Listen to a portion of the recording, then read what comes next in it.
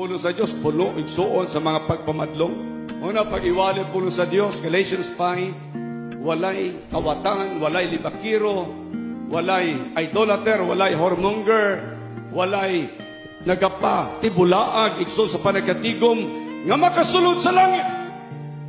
When the word of God is delivered, that gives you power to do a good work. Ngayon paminawin niyo.